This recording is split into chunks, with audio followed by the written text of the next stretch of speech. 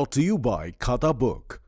इसका टेक्नोलॉजी का लफ्ज तो कम नहीं हो सकता है, लेकिन क्यूआर का हिसाब सिंपल हो सकता है। क्या? कैसे? खाता बुक क्यूआर से मैन, ये सब ऐप से पेमेंट एक्सेप्ट करता है और फुल हिसाब को एक जगह दिखाता है। अरे हिसाब सिंपल हो गया। खाता बुक, बिजनेस हुआ इजी मैन।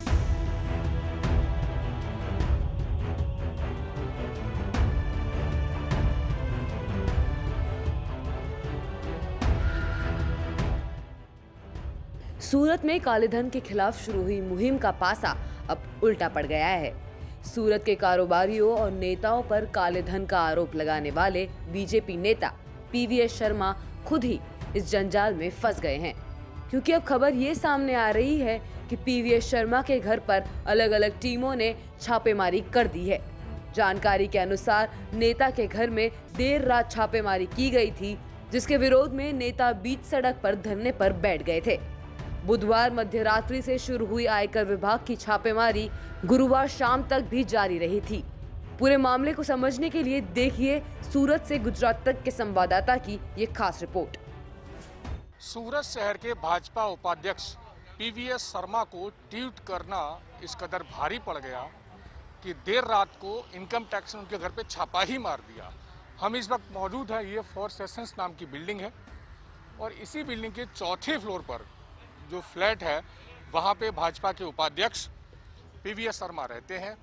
उन्होंने पिछले 2 दिन से ट्वीट लगातार कर रहे थे कि जो नोटबंदी हुई थी उस दरमियान सूरत शहर में अलग अलग डायमंड उद्योगपति हों, टेक्सटाइल के हों या फिर नेता हों, उन्होंने नोटबंदी के दौरान अलग अलग गलत तरीके से इन्वेस्टमेंट करके घोटाला किया है। उन्होंने हमारे कैमरे पर करीबन 2000 करोड़ के घोटाले का आरोप लगाया था और उन्होंने इस आरोप में कई एक आईटी अधिकारियों को भी बताया था, वो लोग भी शामिल हैं। उनके सह के तहत ही ये घोटाला हुआ है। इसके बाद देर रात को आईटी अधिकारी उनके घर पे पहुंचते हैं, अलग अलग जगह से आते हैं। अहमदाबाद, बड़ौदा से अलग अलग टीमें आके यहाँ छापेमारी शुरू कर देती हैं और सारा दिन, न सिर्फ आधी रात से बल्कि सारा दिन तक आईटी अधिकारी लगातार उनके घर में उनके बेटे से, उनकी पत्नी से पूछताछ करते रहे। हमारी कैमरे में जो तस्वीरें कैद हुई उसमें प्रिंटर भी लेके गए हैं अंदर,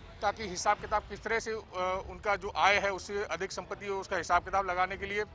साथ ही साथ उनके लड़का जो इनके साथ में रहता था उसे भी पूछताछ करने के लिए बाहर लेके गए हैं आईटी अधिकारी। ट्वीट करने के आरोप में पीवीएस शर्मा के घर पर आईटी विभाग की जो है छापेमारी जरूर हो गई और हम इस वक्त वहीं मौजूद है जहां पे पीवीएस शर्मा रहते हैं।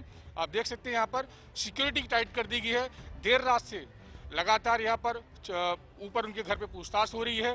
पूरा दिन निकल चुका है, पीवीएस शर्मा से आईटी के अधिकारी पूछताछ कर रहे हैं और पुलिस का पहरा यहाँ पर देख सकते हैं आप तस्वीरों में। तो जो पीवीएस शर्मा भाजपा के उपाध्यक्ष, शायद ये इतिहास में पहली बार हो रहा होगा कि गुजरात में केंद्र में भाजपा का शासन है और भाजपा के अधिकारी पर ही यहाँ पर आईटी अधिकारी लगातार रेड कर रहे हैं, क्योंकि इस जो पीवीएस शर्मा जो नेता हैं, इन्होंने आरोप लगाया था कि नोटबंदी के दौरान भ्रष्टाचार हुआ है, घोटाला हुआ है, उस मामले की सरकार जांच करवाए, लेकिन उसकी जांच का तो पता नहीं। लेकिन खुद पीवीएस शर्मा को ट्वीट करना भारी जरूर पड़ गया है और अब उन्हें इनकम टैक्स के अधिकारियों के सवालों का जवाब देना पड़ रहा है।